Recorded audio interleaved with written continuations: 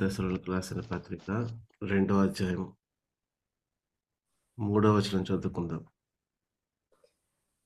మొదట భ్రష్టత్వము సంభవించి నాశన పాత్రుడగు పాప పురుషుడు బయలుపడితేనే గాని ఆ దినం రాదు. చూడండి, ఇక్కడ పాప పురుషుడు లేక న్యాయ విరోధి మనం చూసినట్లయితే ఆ పాప పురుషుడు ఎలా ఉంటాడంటే మంచి ప్రతిభా పాఠవాలు కలిగినటువంటి వ్యక్తి. అంటే ఒక రకంగా మంచి పేరెన్నిక కలిగిన రాజకీయ నేత కూడా అవ్వచ్చు. అలాగే ఒక మంచి సైన్యముకి నాయకుడిగా కూడా ఉన్నటువంటి వ్యక్తి రేపు ఆ పాప పురుషుడు నాశన పాత్రుడుగా మనకు రావచ్చు. అందుకని మనం గమనించినట్లయితే వీడు ఏమని చెప్తాడంటే తాను దేవుడినని చెప్పుకుంటూ అందరినీ మోసం చేస్తాడు. నెమ్మదిగా అధికారం చేజిక్కించుకొని చివరికి మీరు ఏ దేవుడిని మొక్కకండి కానీ నేనే దేవుడిని, నన్నే మొక్కమని శాసనం పెడతాడు. అలా మొక్కని వారందరినీ కూడా ఆయన ఏం చేస్తాడంటే శిరఛేదన చేస్తాడు. మరి 666వ ముద్ర మరి వేయించుకోవాలని తీర్మానం తీసుకొచ్చేది కూడా వాడే. ప్రకటన గ్రంథంలో బలిపీఠం దగ్గర, ఆ బలిపీఠం కింద హతసాక్షులు మరి మనకి కనబడతారు. మరి వీరు మనం గమనించినట్లయితే దేవుని చట్టాలని మనుషులు అలాగే చేసినటువంటి చట్టాలను ఏమాత్రము కూడా లెక్క చేయకుండా మరి ఇక్కడ మనం చూసినప్పుడు ఆ పాప పురుషుడి యొక్క స్వభావం మరి అక్కడ మనం గమనించినట్లయితే వాడి గుణగణాలు మొత్తం యేసుక్రీస్తు ప్రభువారికి విరోధంగా వ్యతిరేకంగా ఉంటాయి. అందుకే వీడిని క్రీస్తు విరోధి అని అంటారు. దేవుని చిత్తము నెరవేర్చడానికి యేసుక్రీస్తు ప్రభువారు ఈ లోకానికి వస్తే వీడేమో క్రీస్తు విరోధి, తన సొంత నిర్ణయాలు, సొంత ఆలోచనలు నెరవేర్చడం కోసం వాడు వస్తాడు. అయితే యేసుక్రీస్తు ప్రభువారు ఇన్ని మంచి పనులు చేసిన లోకం కోసం, అలాగే మరి మనందరి కోసం ప్రాణం పెట్టి మరి లోకము ఇంతగా ఆయన లోకము కొరకు ఎంతగా ఆయన త్యాగం చేసినప్పటికీ లోకము ఆయనను ఎంత మాత్రం కూడా కోరుకోలేదు. కానీ మరి ఈ క్రీస్తు విరోధి మాటలకి లోకమంతా కూడా లోబడిపోయి వాడి ఇష్టాలనే నెరవేర్చినప్పటికీ లోకమంతా కూడా వాడినే కోరుకునేటువంటి రోజు రాబోతోంది. వాడి వెనక వెళ్లేటువంటి రోజులు రాబోతున్నాయి. అందుకే వాడు ఇష్టానుసారంగా వాడు పరిపాలన చేస్తాడు. ఎందుకంటే లోకము యొక్క మద్దతు వాడికి బహుగా ఉంటుంది. కాబట్టి వాడు మరి పరిపాలన చేయడానికి, నిర్ణయాలు తీసుకోవడానికి ఏ మాత్రము కూడా అడ్లు ఆటంకాలు ఉండవు. కాబట్టి వీటన్నిటిని బట్టి ఈ తిరుగుబాటుకి క్రీస్తు విరోధి లేక పాప పురుషుడు నాయకత్వం వహిస్తాడని ఇక్కడ మనం చూస్తున్నాం. ఇక చివరికి వాడు ఏం చేస్తాడంటే నేనే దేవుడినని ప్రకటించుకొని నేనే రేపు దేవాలయంలో కూర్చొని నన్నే పూజించమని అంటాడు. దేవుని ఆలయము నిజ దేవుని ఆరాధన కోసం కట్టబడింది, ప్రతిష్ఠించబడింది.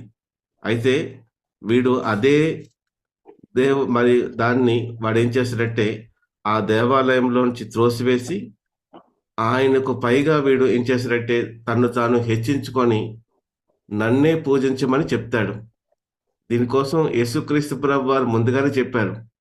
ఏమనంటే చూడండి, మత్తయి సువార్త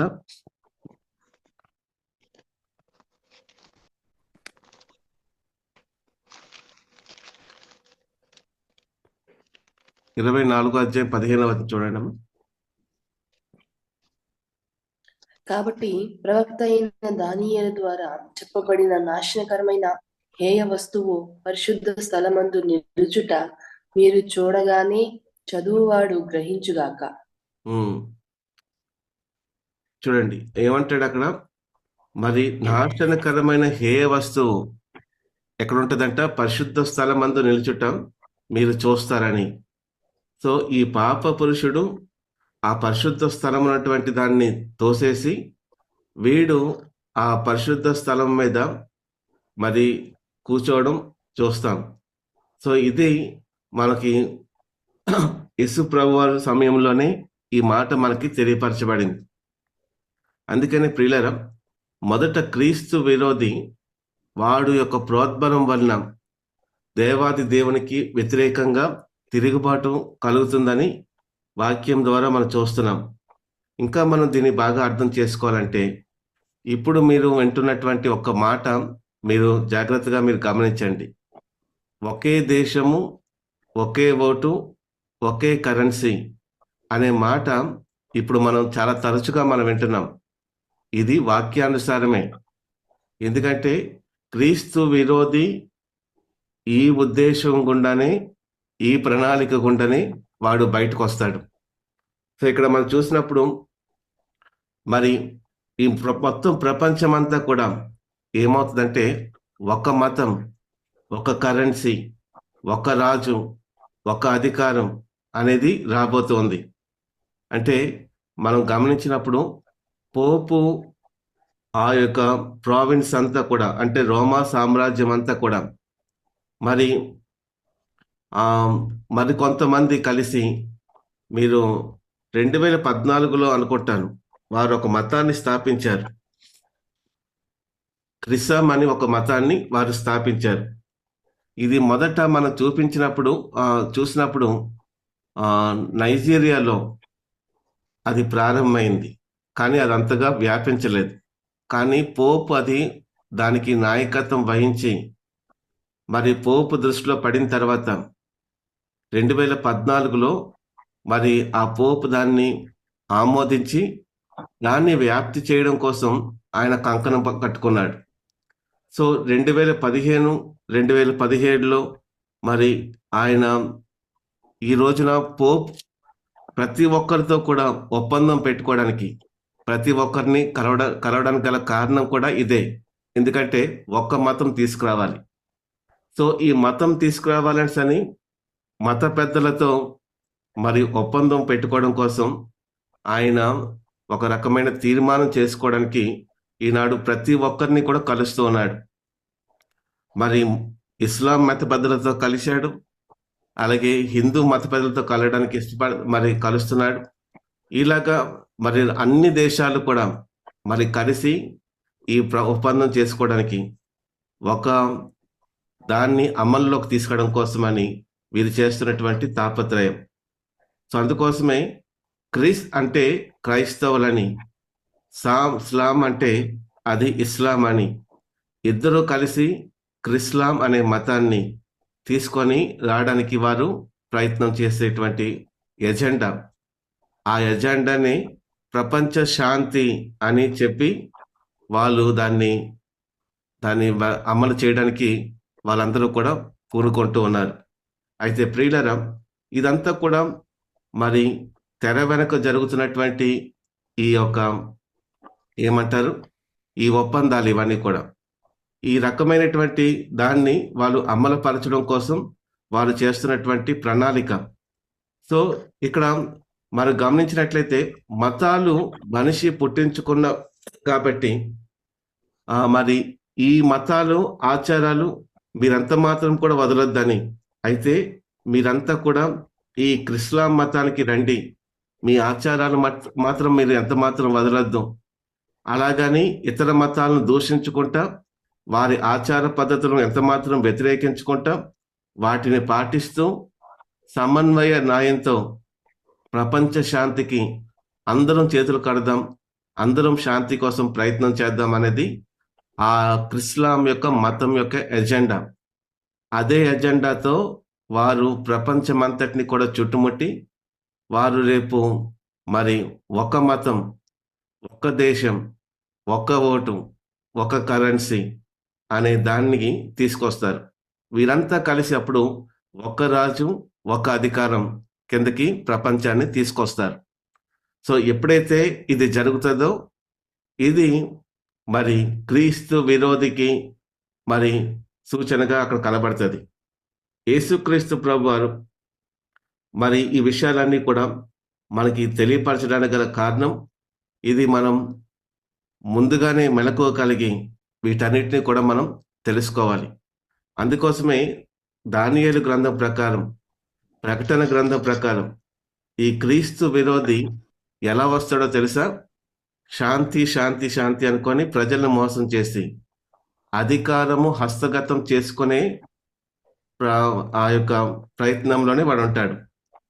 సో అందుకోసమే వాడు ఇప్పుడు కాలంలో ఈ రకంగా మరి ప్రణాళికలు వేసుకొని అందరితో ఒప్పందాలు కుదుర్చుకొని అందరితో వాళ్ళు ఏం సంప్రదింపులు చేసి వారంతా కూడా ఒక తీర్మానం చేసుకొని, ఇదంతా కూడా దేనికి అంటే వారు బయటికి చెప్పే మాట శాంతి కోసం, శాంతిని తీసుకొస్తాం, శాంతిని స్థాపించడానికి ఈ ఏమంటారు ఈ యొక్క మీటింగులు కానీ, ఈ ఒప్పందాలు కానీ, ఈ నిర్ణయాలు కానీ, మళ్ళీ ఈ యొక్క సమావేశాలు కానీ, సో వారు బయటికి చెప్పేదంతా కూడా శాంతి. ఆ శాంతి అనే మాటకి అందరూ కూడా మరి ఆకర్షితులవుతారు. ఎందుకంటే ప్రపంచం అంతటికి కావాల్సింది కూడా శాంతే. సో శాంతి కోసం తీర్మానాలు చేయడానికి, శాంతి కోసం సమావేశాలు పెట్టడానికి, శాంతి కోసం ఒప్పందాలు కుదిరించుకోవడానికి మరి అందరూ కూడా ఏమాత్రం వెనకాడుకుంటాం, అందరూ చేయి కలుపుతారు. ఎందుకంటే ప్రపంచము శాంతితో ఉండాలన్నదే వారి యొక్క ఆకాంక్ష. కనుక ప్రతి దేశము కూడా మద్దతు తెలుపుతుంది. సో ప్రతి దేశము తెలియకుండానే వాళ్ళు ఏం చేస్తారంటే వారు ఆ యొక్క మరి మద్దతుని, సపోర్ట్ని ప్రతి దేశము వారికి ఇస్తారు. ఇచ్చినప్పుడు అలా ప్రజలను మోసం చేసి వాడు అధికారాన్ని హస్తగతం చేసుకుంటాడు. దయచేసి జాగ్రత్తగా వినండి. ఇది మనం గమనించినట్లయితే ఈ ఇస్లాం అనేటువంటి మత ప్రస్తావన మీరు వింటున్నారో లేదో నాకు తెలియదు, కానీ ప్రస్తుతం ఇది బాగా వైరల్ అవుతుంది. సో ఇది ప్రపంచమంతా కూడా ఇప్పుడు దాన్ని అది విస్తరించడమే వారి దగ్గర ఉన్నటువంటి ప్రత్యేకమైన ఎజెండా.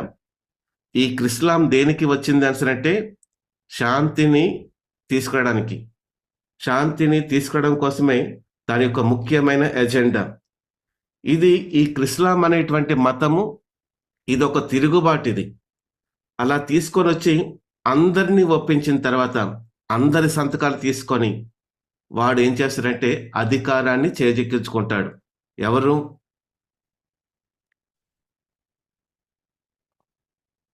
చేజిక్కించుకుంటారు? క్రీస్తు విరోధి, క్రీస్తు విరోధి పాప పురుషుడు ఈ అధికారాన్ని చేజిక్కించుకుంటాడు. అప్పుడు వాడంటాడు, ఈ అంత అధికారం చేజిక్కించుకొని ఆ దేవాలయంలో ఉన్నటువంటి పరిశుద్ధమైన దాన్ని తోసేసి వాడు ఆ దేవాలయంలో కూర్చొని వాడనే మాట ఏంటంటే నేనే దేవుణ్ణి, నన్నే మొక్కమని ఆడు చెప్తూ ఉంటాడు. ఒక శాసనం చేస్తాడు. ఆ శాసనం చేసినప్పుడు ప్రపంచమంతా కూడా ఆ శాసనానికి లోబడాలి. అది లోబడకపోతే నిర్మోహమాటంగా శిరఛేదనం అనేది ఖచ్చితంగా జరుగుతుంది. సో ప్రపంచంలో ఈ యొక్క ఘట్టం తొందరలోనే రాబోతుంది, అది మీరు చూస్తారు కూడా. కనుక వెంటనే సత్యం తెలుసుకొని ఇశ్రాయేలు ప్రజలు మరి అక్కడ కొంతమంది తిరగబడతారు, మరి కొంతమంది పారిపోతారు. చూడండి, ఈ మొత్తం అంతా కలిసి మనం చదివితే మనకి మొదట ఏం సంభవిస్తుంది రాశాడు ఆయన? మొదట భ్రష్టత్వం సంభవిస్తుంది. సో మొదట భ్రష్టత్వం సంభవించిన తర్వాతనే అప్పుడు తిరుగుబాటు జరగాలి. ముందే తిరుగుబాటు అనేది జరగదు. ఈ భ్రష్టత్వం అంతా కూడా ఇప్పుడు ప్రపంచం అంతా కూడా క్రైస్తవులు భ్రష్టత్వంలోకి వెళ్ళిపోవాలి. అది వాడి ఎజెండా. సో క్రైస్తవుల్ని భ్రష్టులుగా చేయాలనేదే వాడి యొక్క ముఖ్యమైన ఎజెండా. సో ఈ భ్రష్టత్వం సంభవించిన తర్వాతనే ఈ తిరుగుబాటు అనేది వస్తుంది. సో ఈ భ్రష్టత్వము ఇప్పుడు ఆల్రెడీ సంభవిస్తుంది. ఎందుకంటే అబద్ధ బోధకులు, అబద్ధ ప్రవక్తలు, అబద్ధ సేవకులు, మరి వీళ్ళందరూ కలిసి క్రైస్తవులను భ్రష్టు పట్టించడానికి, భ్రష్టత్వానికి నడిపించడానికి ఈనాడు వారు రకరకాల బోధలు చేస్తూ ఉన్నారు. రకరకాలుగా వారు మరి అబద్ధ బోధలు చేసి నానా రకములైనటువంటి విధానాలలో వారు బోధనలు చేస్తున్నారు. సో ఇక్కడ మనం చూసినప్పుడు ప్రియులారా జాగ్రత్తగా వినండి. ఇక్కడ మనం గమనించినట్లయితే అబద్ధ బోధకుల యొక్క మరి వారి యొక్క ఏమంటారు వారి యొక్క మరి కాలం అనేది ఇప్పుడు నడుస్తూ ఉంది. కనుక ఈ కాలంలో ఇప్పుడు అబద్ధ బోధకులు వారు మరి పేట్రేగిపోయి వారు రకరకాలుగా వారి యొక్క బోధనా పద్ధతులతో మనుషులను ఆకట్టుకునే ప్రయత్నం చేస్తారు. మొన్నటికి మొన్న నేను ఈ విషయాన్ని మీకు నేను చెప్పాలని ఆశపడుతున్నాను. మొన్నటికి మొన్న ఒక 2 రోజుల క్రితం ఈ భారతదేశంలోనే గొప్ప పేరెనిక కలిగినటువంటి ఒక ప్రవక్తనని చెప్పుకునేటువంటి వాడు మరి మొన్న హైదరాబాద్లో కూడా అయింది. లక్షల మంది వచ్చారు. సో మన నేపాల్లో 2 రోజుల క్రితం అదే ప్రవక్త అక్కడ వెళ్ళి మీటింగ్ పెడితే, సో చూడండి, ఒక అన్య దేశమైనటువంటి ఆ నేపాల్లో వాడు మరి ఈ అబద్ధ ప్రవక్త మరి దేవుని సేవకుడినని, నేను ప్రవచనాలు చెప్తానని, అలాగే అనేక మందిని స్వస్థపరుస్తానని చెల్లి అక్కడ మరి లక్షల మంది అక్కడ కూడా గుమ్ముకూడినప్పుడు అక్కడ ఆ యొక్క బోధ చేస్తూ ఉంటే సేవకులందరూ నిర్మోహమాటంగా ఆయనని వేదిక మీద నుంచి కిందకి దించేశారు. సో ఇది మా క్రైస్తవులను నువ్వు భ్రష్టు పట్టించడానికి వచ్చావనేసని. ఇది నాకు చూసి చాలా సంతోషం అనిపించింది. ఒక చిన్న దేశం అన్య దేశంలో క్రైస్తవుల్ని భ్రష్టు పట్టించడం కోసం అని చెప్పి ఒక అబద్ధ ప్రవక్త భారతదేశం నుండి వెళ్ళి అక్కడ బోధ చేస్తూ ఉంటే అక్కడ మొత్తం అందరూ కూడా సేవకులంతా కలిసి మరి అతన్ని మాట్లాడనివ్వలేదు. సో ఈ రోజున ప్రియులారా, ఈ అబద్ధ ప్రవక్తలు ఈ రీతిగా వాళ్ళు పెట్టరేగిపోయి ఏవేవో మనుషులను చూసి వాళ్ళు రకరకాల మాటలు మాట్లాడి నా ముందు ప్రజలున్నారని ఆ ప్రజలను చూస్తూ వాళ్ళు రెచ్చిపోయి ఏదేదో ప్రసంగాలు చేస్తూ ఉన్నటువంటి వారిని ఖచ్చితంగా ఇలాంటి వారికి మనం దూరంగా ఉండాలి. ఇలాంటి భ్రష్టత్వము సంభవిస్తుంది. మనం ఆపినంత మాత్రం అది ఆగిపోదు. కానీ మనము మన సంఘంలో ఉన్నటువంటి వారు భ్రష్టులుగా మారిపోకుండా కాపాడుకోవాల్సిన బాధ్యత ప్రతి సేవకుడి మీద ఉంది. అంతేగాని ఆయన ప్రవక్త, ఆయన స్వస్థత చేసేవాడు, మరి ఆయన మీటింగ్లకు వెళ్తే మనకి స్వస్థతలు జరుగుతాయి, ఆయన మన కోసం ఏదో చెప్తాడనిసని ఇలా మనం తీసుకెళ్ళి మనం తలపగించడం కాదు. దయచేసి అటువంటి వారిని మనం నిరోధించాలి. అటువంటి వారికి మనం దూరంగా ఉండాలి. చూడండి, ఇక్కడ క్రీస్తు విరోధి ఎప్పుడు బయలుపరచబడతాడంటే మొదట భ్రష్టత్వం సంభవిస్తుంది, రెండోది తిరుగుబాటు జరగాలి, అప్పుడు క్రీస్తు విరోధి బయలుపరుస్తాడు. ఈ 3 విషయాలు కలిపి ఆలోచిస్తే మరి ఇక్కడ మనం చూసినప్పుడు నాశనకరమైన హేయ వస్తువు అర్పించాలన్నా ముందుగా క్రీస్తు విరోధి ఏమవ్వాలి, బయలుపరచబడాలి అన్న మాట మనం చూస్తున్నాం. ఇవన్నీ మనం చూసినట్లయితే ప్రియులారా, ఈ సంఘటనలన్నీ కూడా వెనువెంటనే జరిగిపోతాయి. కనుక మనము ఇది ప్రతిదాన్ని మనం ఆలోచన చేస్తూ మనల్ని మనం సిద్ధపరచుకోవడం చాలా మంచిది. ఒకసారి మనం భ్రష్టత్వం కోసం ఆలోచన చేసుకుంటే భ్రష్టత్వం అనేది ఇప్పుడు కాదు, అది ఎప్పటి నుంచో పనిచేస్తుంది. మనం ఎన్నోసార్లు దీని గురించి మనం చెప్పుకున్నాం. దానియేలు గారి మరి ఆయన చెప్పినప్పుడు ఆ పత్రికలో మరి ఆ గ్రంథంలో మరి దర్శనాలు ధ్యానం చేస్తున్నప్పుడు కూడా ఆ మొట్టమొదటిగా భ్రష్టత్వము క్రైస్తవ సంఘములోనే సంభవించింది. దేవుని స్థానంలో మరి మనం గమనించినట్లయితే ఈ రోజున ప్రియులారా, ఈ రోజున క్రైస్తవులకు ముఖ్య నాయకుడని చెప్పుకునేటువంటి పోపునుంచారు. సో మొన్నటికి మొన్న సింగపూర్ పోపు వెళ్తే ఆ పోపుని ఒక దేవుడిలాగే అక్కడ ఒక పూజనీయుడుగా, ఆరాధనీయుడుగా ఆ స్థానము మరందరూ కూడా మనం చూసినట్లయితే ఆ స్థానాన్ని ఒక గౌరవప్రదంగా ఒక దేవుడు మాత్రమే ఆయన అన్నట్టు విధంగా ఆయన్ని అక్కడ ఆరాధించడం మనం చూసాం రీసెంట్గా సింగపూర్ విజిట్లోని. సో ఒక విషయాన్ని మనం గమనించాలి, క్రైస్తవులైనటువంటి వారు దేవుడు మాత్రమే పూజనీయుడు, దేవుడు మాత్రమే ఆరాధనీయుడు. ఏ పోపు కానీ, ఏ బిషప్ కానీ, ఏ ఫాదర్లు కానీ ఎవ్వరు కూడా కాదు.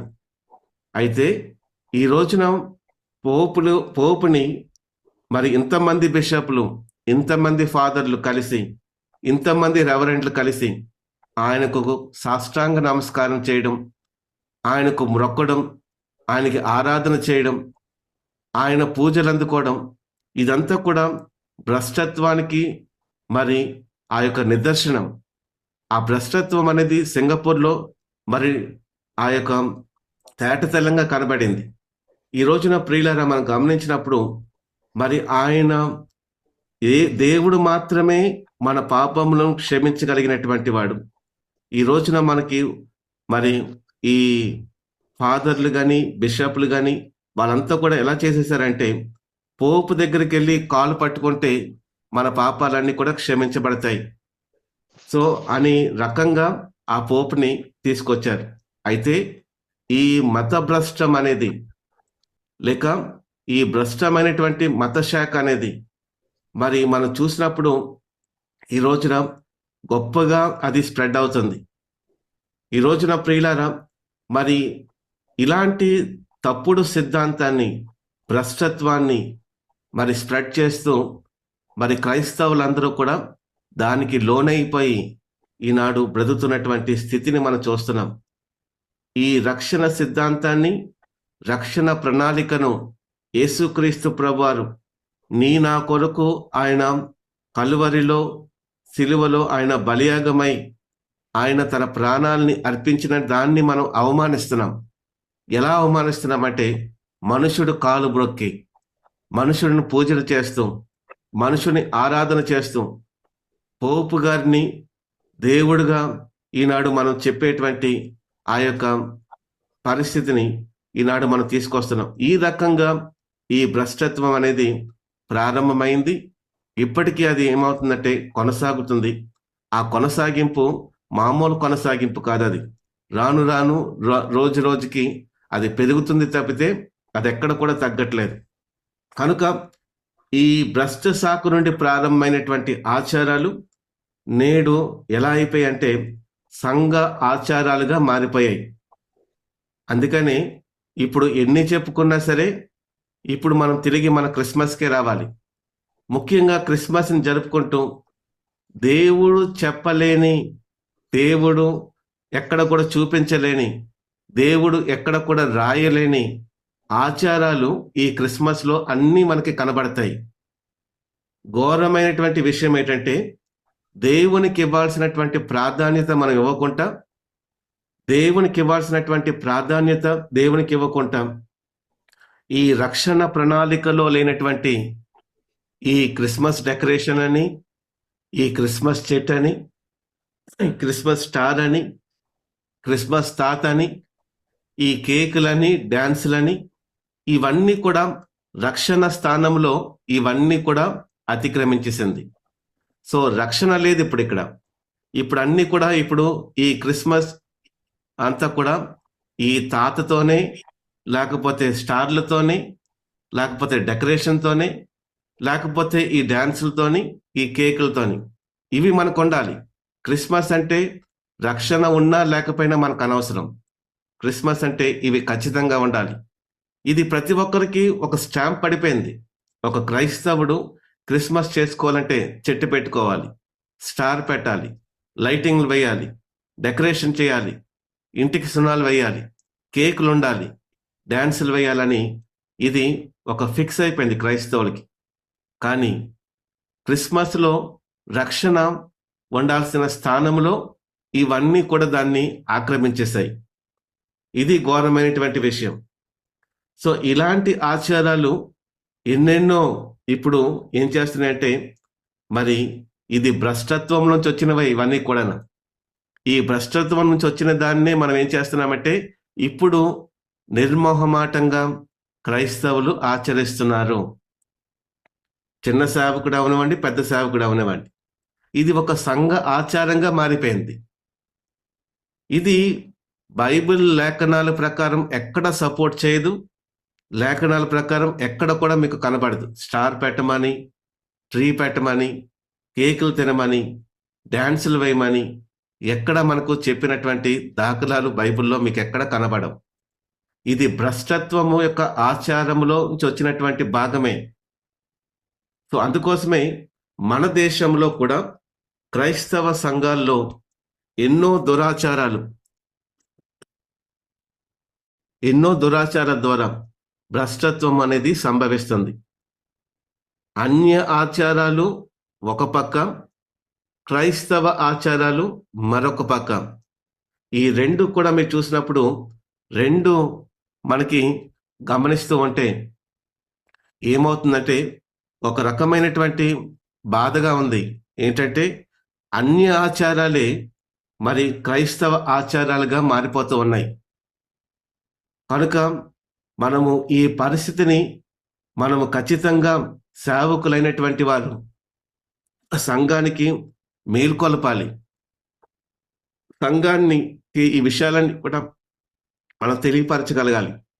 ఈనాడు మనం చూసినట్లయితే ఈ అన్య ఆచారాలని క్రైస్తవ ఆచారాలుగా మార్చేసి ఈనాడు సేవకులు కూడా వారు చెప్పే మాట ఏంటంటే భారతదేశ సాంప్రదాయం అంటిది అని అంటారు.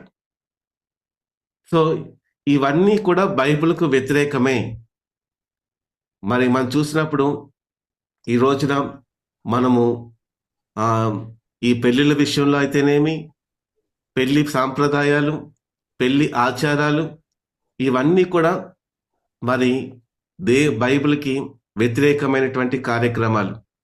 ఇంటి ముందు పందిర్లు వేయడం, అలాగే పసుపు గంధం రాయడం, ముహూర్తాలు చూడడం, వాస్తులు చూడడం, అలాగే మనం చూసినప్పుడు క్రైస్తవులు కూడా జ్యోతిష్యాలు చెప్పించుకుంటున్నారు. చాలా ఘోరమైన విషయం.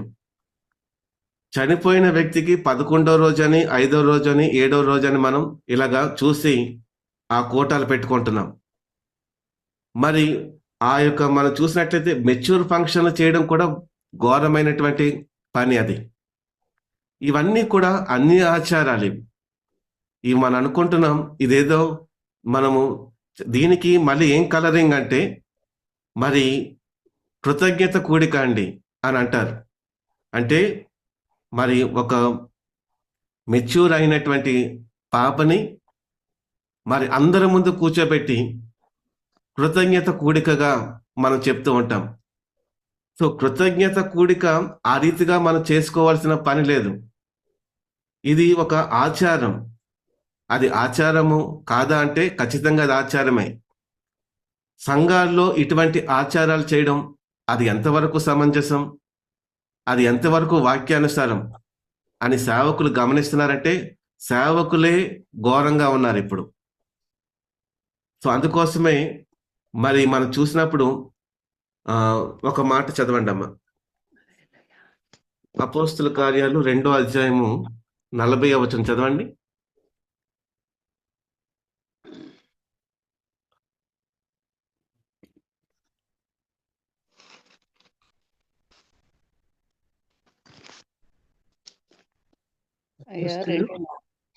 ఇంకను అనేక విధములైన మాటలతో సాక్ష్యం ఇచ్చి మీరు మూర్ఖులకు ఈ తరమ వారికి వేరే రక్షణ పొందుడని వారిని హెచ్చరించెను.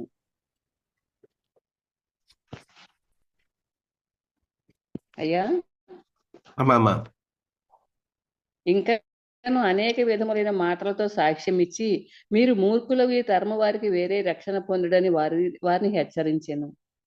మీరు మూర్ఖులైన ఈ తరము వారికి వేరే రక్షణ పొందుడి. చూడండి, జాగ్రత్తగా మీరు చదవాలి. మీరు మూర్ఖులైన ఈ తరము వారికి వేరై రక్షణ పొందండి అని అక్కడ రాయబడింది. అంటే ఈ తరము వారు ఎలాంటి వారని రాయబడింది? మూర్ఖులు. మూర్ఖులు. సో వీరికి మనం వేరే అయిపోయి మనం రక్షణ పొందాలి. ఇది దేవుడు మనకు చెప్తున్న మాట. సో ఇది మానేసి మనం ఏం చేస్తున్నామంటే మూర్ఖులైన ఈ తరము వారితో మనం కలిసిపోతున్నాం. రక్షణ పొందాల్సిన స్థానములో భ్రష్టత్వాన్ని అంటించుకుంటున్నాం మనం. భ్రష్టత్వము మరి రక్షణ ఉండాల్సిన స్థానంలో ఇప్పుడు ఏం వచ్చేసింది? భ్రష్టత్వం వచ్చేసింది. రేపు పరిశుద్ధ స్థానంలో ఉండాల్సినటువంటి దాన్ని ఈ పాప పురుషుడు వచ్చి ఏం చేస్తాడంటే దాన్ని తోసేసి ఈ పాప పురుషుడు కూర్చుంటాడు. అప్పుడు నేనే దేవుడిని అంటాడు. ఇప్పుడు భ్రష్టత్వము ఒక దేవుడిగా ఈనాడు ఆచారాలు ఆచరిస్తూ ఉంటాం. రక్షణ పోయింది, రక్షణ కాలం అనేది పోయింది. ఇప్పుడు రక్షణకి ఎక్కడ ప్రాముఖ్యత లేదు. రక్షణ మీటింగ్లు అంటే ఎవరు కూడా రారు. స్వస్థతలు, అలాగే మరి అద్భుతాలు, ఆశ్చర్యకరమైన కార్యాలు, ప్రవచనాలు అంటే మటుకు వేలకు వేల మంది, లక్షల మంది వస్తారు. ఒక రక్షణ కూడిక అని మీరు పెట్టండి, ఎవ్వరు కూడా రారు. రక్షణ కాదు వారికి కావాల్సింది, స్వస్థతలు కావాలి, అద్భుతాలు జరగాలి. సో ఈ మూర్ఖులైనటువంటి ఈ తరము వారికి నిజ క్రైస్తవులైనటువంటి వారు, దేవుని బిడ్డలైనటువంటి వారు రక్షణ పొందాలి. కానీ రక్షణ స్థానంలో ఇప్పుడు ఏమొచ్చిందంటే భ్రష్టత్వం వచ్చింది. రక్షణ ఉండాల్సిన స్థానంలో భ్రష్టత్వము ఆ యొక్క జాగాన్ని మరి ఆపరించేసింది. ఇప్పుడు మరి మనం చూసినప్పుడు మూర్ఖులైనటువంటి ఈ తరం వారితో మనం కలిసిపోతున్నాం. అంటే ఇదివరకు మనం చెప్పుకున్నట్టు అన్య ఆచారాలు క్రైస్తవ ఆచారాలుగా మారిపోయాయి. మరి మూర్ఖులైన ఈ తరంతో మనం కలిసినట్ట కాదా? సో మూర్ఖులైన ఈ తరం వారితో మనం కలిసామంటే మనం ఏమవుతాం? భ్రష్టమేనండి. జాగ్రత్త చెప్పండి అమ్మా. మూర్ఖులైన ఈ తరం వారితో మనం కలిస్తే మనం ఏమవుతాం? పరమ మూర్ఖులమవుతామే.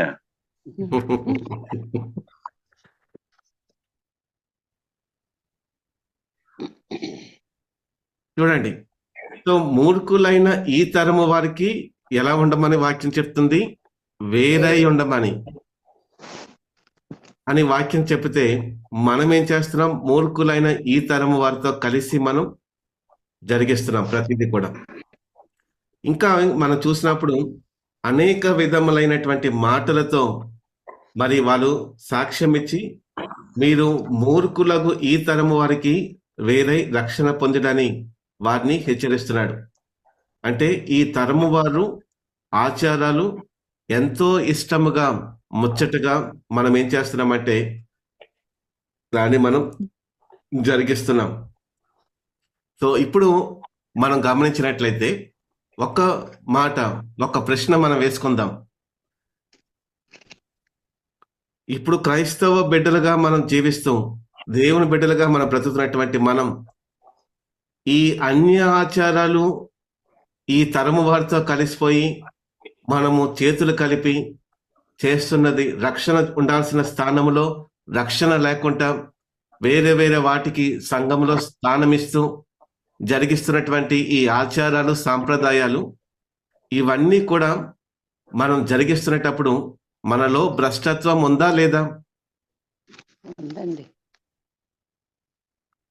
మరి భ్రష్టత్వానికి మనం అప్పగించబడ్డామా కాదా అండి? అంటే మనం అప్పగించబడుతున్నాం. సాతానుడు మనలో పనిచేయడం మొదలుపెట్టాడు. సో ఇప్పటి నుంచే మనం ఏమవ్వాలి? మెలకువ కలిగి ఉండాలి, వివేచన కలిగి ఉండాలి. ఈనాడు ఇదే నోటితో మనం ఏం చేస్తామంటే ఈ భ్రష్టత్వానికి సంబంధించినటువంటి పనులు చేస్తూ మనం మొట్టమొదట పాడిన పాటే ఏం పాట అంటే పరిశుద్ధ పరిశుద్ధ పరిశుద్ధ అని పాడుతాం. చేసేవన్నీ కూడా అపవిత్రమైనటువంటి పనులు. పేరుకి దేవుని బిడ్డ, చేసేవన్నీ సాతానుగాడి యొక్క పనులు మనం చేస్తూ, అందుకని మరి మనం ఏం చేస్తామంటే ఇటువంటివన్నీ చేసి మనం పరలోకం వెళ్తామంటే అస్సలు వెళ్ళం. ఇటువంటివన్నీ చేసి మనం ఎత్తబడతామంటే ఎక్కడ కూడా ఎత్తబడే వారంగా ఉండం. అందుకని మన జీవితాలు ఎలా ఉన్నాయంటే ముందు పర్సనాలిటీ, వెనక మున్సిపాలిటీగా ఉంది. సో అందుకోసమే దీన్ని మనం సరి చేసుకోవాలి. ఇవన్నీ కూడా జరుగుతాయి కాబట్టి ముందుగానే యేసుక్రీస్తు ప్రభువారు మనకి ఈ విషయాలన్నీ కూడా తెలియపరిచారు. దానికి తోడు పౌలు గారు కూడా ఇవన్నీ మనకి రాస్తూ వచ్చారు. ఏ విధంగానైనాను ఎవడును మిమ్మును మోసపరచనీయకుడి. ఇక్కడ ఏ విధముగాను, అలాగే అంటే ఏ విధముగానైనాను అంటే ఏంటి దాని అర్థం? ఎలాంటి తప్పుడు బోధలు, ఎలాంటి తప్పుడు విధానాలు, ఎలాంటి తప్పుడు ప్రచారాలు, ఎలాంటి తప్పుడు పనులు, ఇవి అని అర్థం ఇచ్చేటువంటి మాట. మనం భారతదేశంలో ఉన్నాం కాబట్టి భారతదేశ ఆచారాలు పాటించాలనే చెప్పేటువంటి తప్పుడు బోధలు ఎంత మాత్రము సరైంది కాదు. భారతీయుడివే అలా అని చెప్పి భారతదేశ ఆచారాలు సాంప్రదాయాలు పాటించాలని ఎక్కడా మనకి లేదు. కనుక మనం పాటించాల్సింది వాక్యానుసారమైనటువంటి పద్ధతులు మనం పాటించాలి. భారతదేశంలో ఉన్నామని చెప్పి భారతదేశ ఆచారము సాంప్రదాయం పాటించాలంటే మనకు అది తగని పని. అది దేవుని బిడ్డగా ఒక నిజ క్రైస్తవుడిగా అది మనకి తగని పని. అది పర్వాలేదు అని చెప్పేటువంటి వారు అది తప్పుడు బోధ.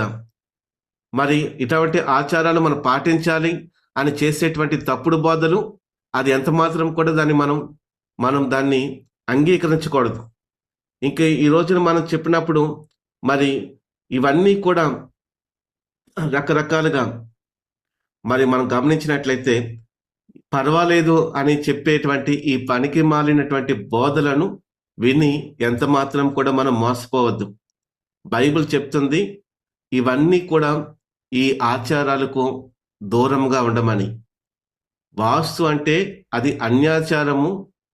మనము చూసినప్పుడు అది ఒక అన్యాచారం. అది మరి దాని ప్రకారంగా మనం చూసినప్పుడు వాళ్ళు అంటారు, మరి కొంతమంది అంటారు దీన్ని సైన్స్ అంటారు. దీన్ని ఆ సైన్స్ ప్రకారంగా మనం ఆ యొక్క గృహాలు కట్టుకుంటే మన ఇంట్లోకి ఆ ధనం వస్తుందని, వెలుతురు వస్తుందని, ఆరోగ్యం వస్తుందని ఇలా చెప్పి మరి ఎవరు చెప్తున్నారంటే సేవకులు చెప్తున్నారు ఈ మాటల్ని. ఇటువంటి లోకంలో ఉన్నటువంటి మనం ఇటువంటి బోధకులకి మనం రాజీ పడిపోయి పనికి మాలిన బోధలు వింటూ దయచేసి ఎంత మాత్రం కూడా మీరు మోసపోవద్దు. చెప్పేవన్నీ కూడా వాక్య ప్రకారంగా ఉన్నాయా లేదా అని మీరు జాగ్రత్తగా పరిశీలన చేయాలి. ఎప్పుడైతే మీరు పరిశీలన చేస్తారో అప్పుడు మీరు మరి రక్షించబడతారు. లేని పక్షంలో ఈ భ్రష్టత్వానికి మీరు గురైపోయి భ్రష్టత్వంలో మీరు ఉంటూ మరి భ్రష్టులుగా మీరు మారిపోతారు. దేవుని బిడ్డలుగా మనం ఈ లోకంలో ఉండలేం. కాబట్టి ప్రియులారా, ఈ భ్రష్టత్వములో మునిగిపోయి మరి మనము దేవునికి ఎంత మాత్రము కూడా మీరు దూరం అవ్వద్దు. ఉగ్రతను మీరు ఎంత మాత్రము తెచ్చుకోవద్దు. వాక్యాన్ని పరిశీలన చేయండి. అబద్ధ బోధ ఏంటి, అబద్ధ బోధకులు ఎవరు అనేది ఆత్మ ద్వారా వారి బోధనలు విని వివేచించండి. అంతేగాని గొర్రెల్లాగా వారు ఏం చెప్తే అది మీరు నమ్మద్దు. ఈ రోజున నేను చెప్తున్నాను, నేను చెప్పే దాంట్లో కూడా మరి ఏమైనా సరే అబద్ధం ఉంటే దాన్ని మీరు వివేచించండి. మీరు దాన్ని పరిశీలన చేయండి. దాన్ని మీరు ఎత్తి చూపించండి, ఇది మీరు చెప్తుంది వాక్యానుసారం కాదని. అంతేగాని ఎవరు చెప్పినా సరే మీరు దీన్ని ఏ మాత్రం కూడా మీరు ఆలోచన లేకుండా, వివేచన లేకుండా దేన్ని కూడా మీరు అంగీకరించడానికి వీల్లేదు. అందుకని క్రైస్తవులారా అప్రమత్తంగా ఉండాలి. మనం మెలకువ కలిగి ఉండాలి, వివేచన కలిగి ఉండాలి, మెలకువ కలిగి జాగ్రత్త పడాలి. నిజమైనటువంటి మార్గంలో మనం నడిచేవారిగా ఉండాలి. ఎత్తబడే గుంపులో ఉండాలంటే ఈ కాలంలో బోధకులు బోధించే దాన్ని మనం అప్రమత్తం అవ్వాలి, వివేచించాలి. ఏది నిజమో ఏది అబద్ధమో మనం తెలుసుకోవాలి. ఏది వాక్యానుసారము కాదో మనం తెలుసుకోవాలి. దాని ప్రకారంగా మనం నిజమైనటువంటి మార్గములో నడిచి ప్రభువుకి మహిమ తీసుకొచ్చే వారిగా ఉండాలి. అంతేగాని మనం ఇష్టానుసారంగా ఏది పడితే ఆ మాటలు వినేసి మనల్ని మనం భ్రష్టత్వానికి దయచేసి మిమ్మల్ని అర్పించుకోవద్దు.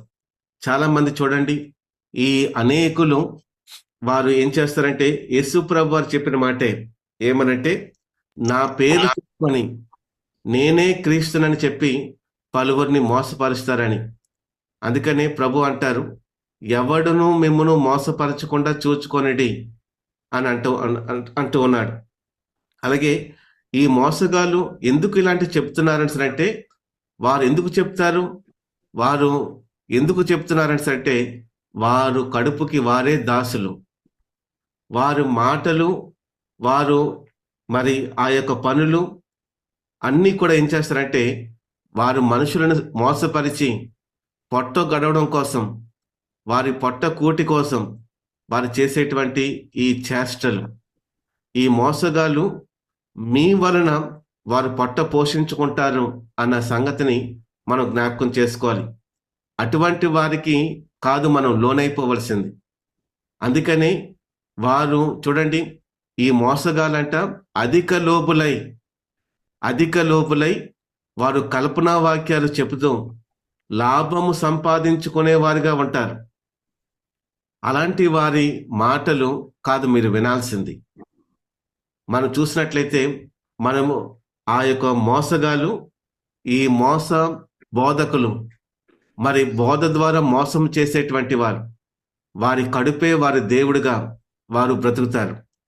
దేవుడు వారికి దేవుడుగా చేసుకోరు, కానీ వారి కడుపుని దేవుడుగా చేసుకొని బ్రతికేటువంటి మోసగాళ్ళు ఈనాడు తిరుగులాడుతూ ఉన్నారు.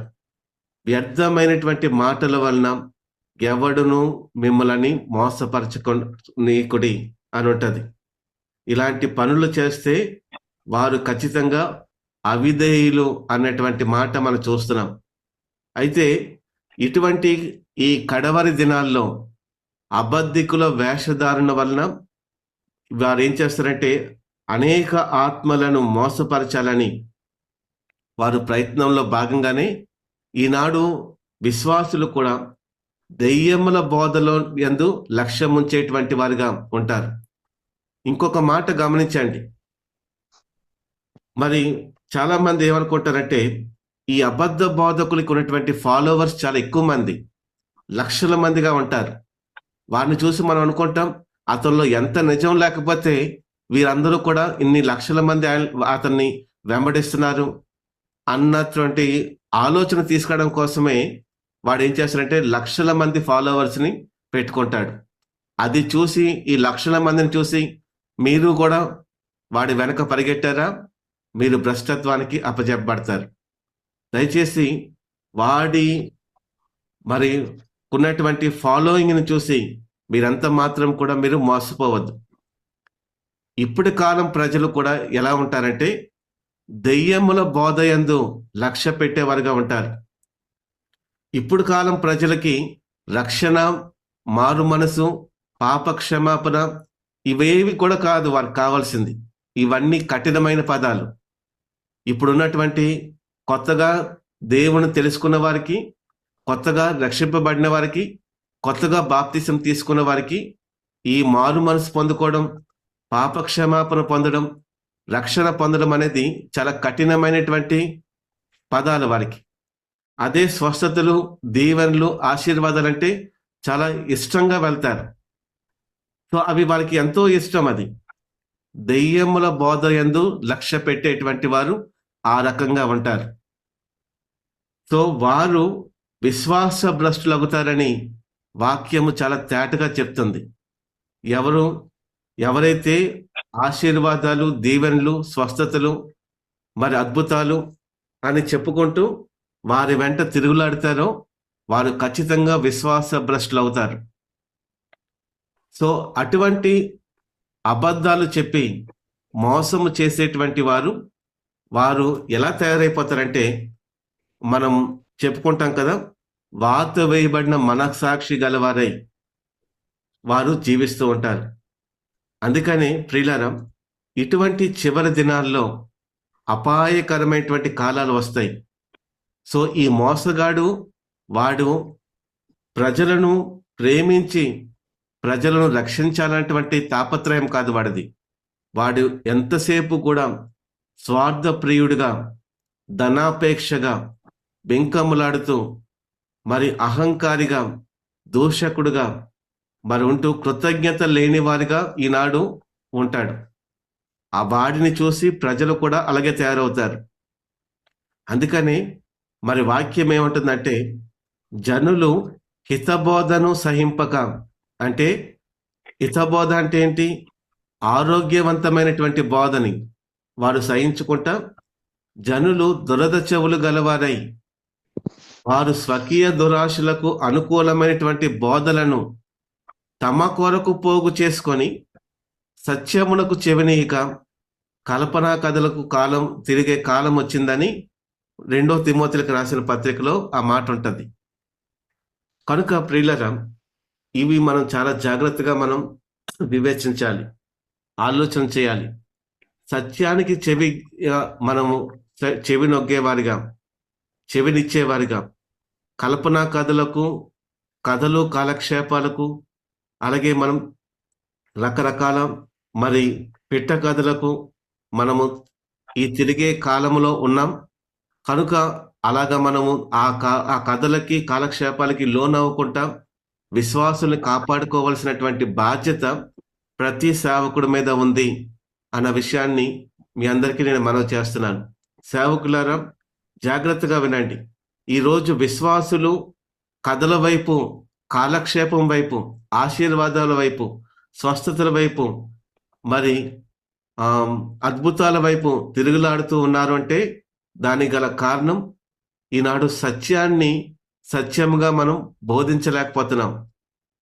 సో అందుకోసమే వారు కల్పనా కథల వైపు మరి తిరిగేవారిగా ఉంటూ ఉన్నారు. అటువంటి వారిని సరిచేయండి, అటువంటి వారిని రక్షించండి. భ్రష్టత్వం వైపు తిరుగులాడుతున్నటువంటి వారిని వెనక్కి తీసుకురండి, రక్షణలోకి నడిపించండి. మారు మనసు వారికి వచ్చేటట్టు, పాపక్షమాపణ కలిగేటట్టు ఈ రోజున వారు హితబోధను సహించేవారిగా నేడు మన సంఘంలో ఉన్నటువంటి వారిని మనం తయారు చేసుకోగలగాలి. అలా చేసుకునేటప్పుడే మన సంఘము ఎత్తబడే గుంపులో ఉంటది. మన సంఘముతో పాటు మనము కూడా ప్రభువును సంతోషిస్తాం. అట్టి కృప పరిశుద్ధాత్మ దేవుడు మనకందరికీ దయచేయను గాక. ప్రార్థన చేసుకుందాం. పుష్పం ఉన్నామా? అయ్యగారు ఉన్నారు. వెయిట్ చేయండి.